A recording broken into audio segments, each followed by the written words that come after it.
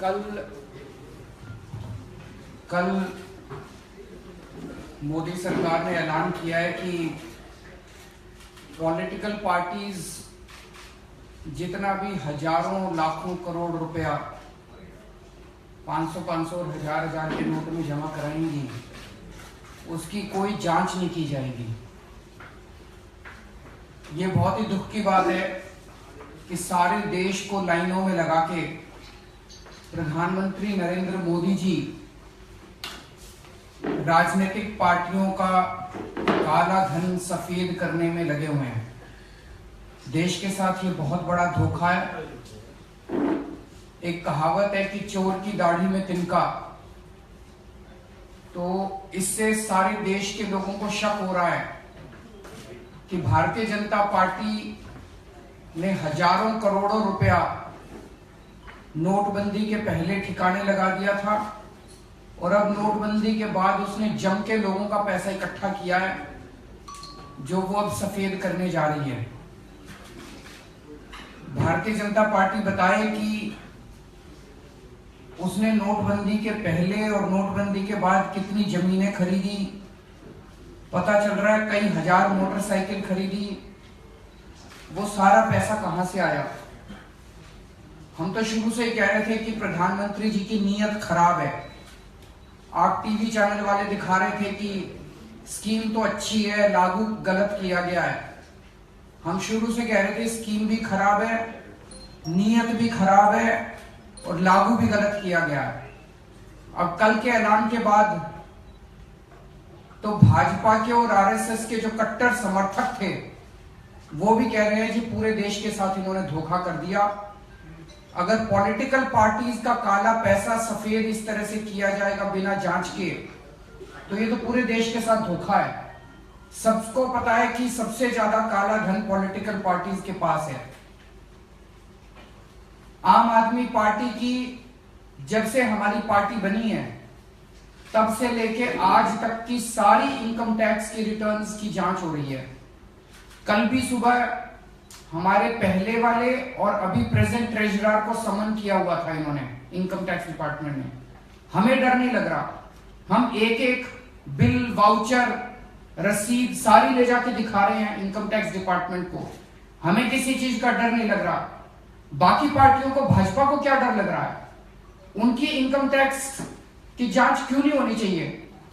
अगर बाकी आम लोगों की 2.5 लाख रुपए जो जमा कराएंगे उनकी जांच हो रही है, तो बाकी पार्टियों की भी जांच होनी चाहिए। वो 2,500 करोड़ रुपए जमा करा देंगे तो उनकी जांच नहीं होगी, ये तो बिल्कुल गलत है। हम मांग करते हैं कि एक इंडिपेंडेंट कमीशन बनाया जाए जो सारी पॉलिटिकल पार्टीज के पिछले 5 साल के इनका जितने भी बही खाते हैं सबकी जांच करे, जितने उनके सोर्सेज ऑफ फंड्स हैं उनकी सबकी जांच करे। और ये 20,000 रुपए की जो लिमिट लगाई हुई है इन्होंने कि 20,000 से कम जो चंदा देगा उसको उसके सोर्स बताने की जरूरत नहीं है, इसको खत्म किया जाए। एक नए पैसे का भी चंदा अगर आता है किसी पॉलिटिकल पार्टी के पास तो वो उसकी जांच होनी चाहिए, उसका सोर्स डिक्लेयर होना चाहिए।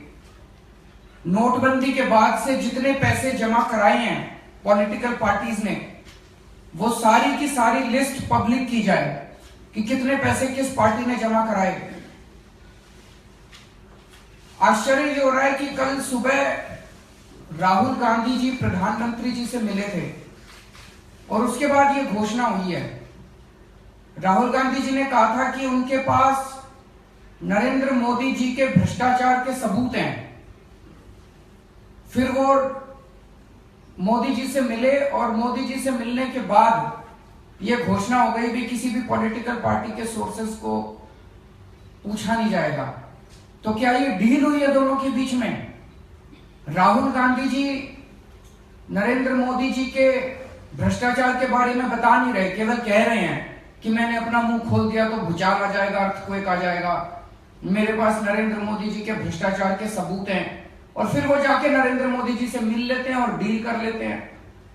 मैं राहुल गांधी जी से कहूंगा कि जो भी उनके पास सबूत हैं वो सबूत सार्वजनिक करें और ये मोदी जी के साथ डील करना बंद करें, नहीं तो देश उनको बिल्कुल माफ नहीं करेगा। इसके साथ ही कल पेट्रोल और डीजल के दाम बढ़ाए गए, इसका हम सख्त विरोध करते हैं। ये सीधा सीधा नोटबंदी का नतीजा है। नोटबंदी की वजह से रुपया कमजोर होता जा रहा है इंटरनेशनल मार्केट के अंदर, जिसकी वजह से इनको पेट्रोल और डीजल के दाम बढ़ाने पड़े। इसको तुरंत रोल बैक किया जाए। सर, ये आपने एक मेंशन किया था पर्सनल करप्शन कि इसके बारे में जैसे हम लोगों ने सहारा और बिड़ला से नरेंद्र मोदी जी को रिश्वत मिली। सहारा और बिड़ला की डायरीज के अंदर नरेंद्र मोदी जी का नाम है। सहारा से 40 करोड़ 10 लाख रुपए की नरेंद्र मोदी जी को रिश्वत मिली। बिड़ला से 25 करोड़ रुपए की नरेंद्र मोदी जी को रिश्वत मिली। हमने ये सारे कागज जनता के बीच में रखे। राहुल गांधी जी के पास कौन से कागज है, वो क्यों नहीं बताते जनता को?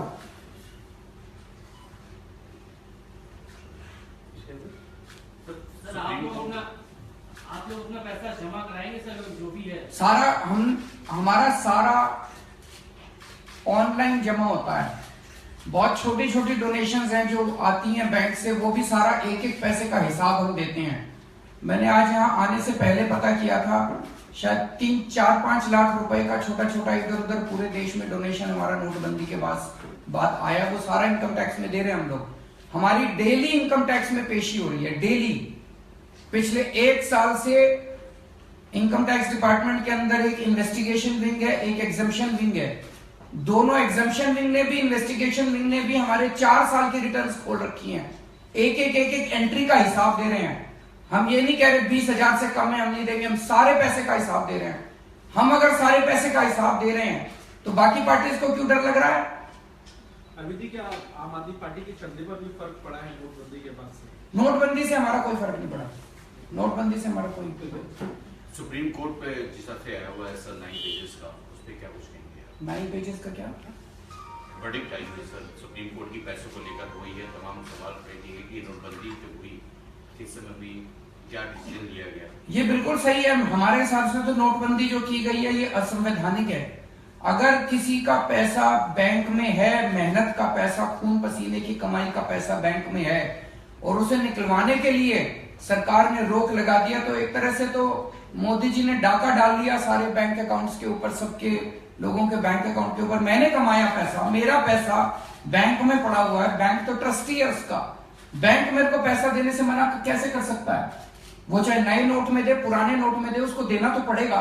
हमारे हिसाब से तो ये बिल्कुल असंवैधानिक है और मुझे पूरी उम्मीद है कि कोर्ट इसका कॉग्निजेंस लेके इसको असंवैधानिक डिक्लेयर करेगा और जनता की समस्याओं को आखिरी सवाल ये रॉबर्ट वाड्रा से जोड़ के देख रहे हैं पूरे मामले को कि अगर कुछ होता है तो इसीलिए तो डरे हुए हैं। राहुल गांधी जी अगर आज प्रधानमंत्री के भ्रष्टाचार को उजागर कर दे, हमें डर नहीं लग रहा। हम छाती ठोक के हर रैली के अंदर मैं बिड़ला और सहारा की डायरी ले जाकर दिखा रहा हूं। मुझे डर नहीं लग रहा क्योंकि हमने गलत काम नहीं किया। राहुल गांधी जी को क्यों डर लग रहा है? वो चिल्ला रहे हैं बस मेरे पास कागज है, मेरे पास कागज है। इसका हम लोग संदेश दे रहे हैं मोदी जी को कि तुम भी हमारे खिलाफ मत करना, हमारे पास भी तुम्हारे कागज हैं। और कल वो डील करके आ गए, सवेरे सवेरे जाके और मोदी जी के साथ बैठे और डील करके आ गए कि अब अपनी पार्टियों को भी बचा लो, तुम भी अपनी पार्टी के चंदे को बचा लो, हम भी अपनी पार्टी के चंदे को बचा लेंगे। Thank you.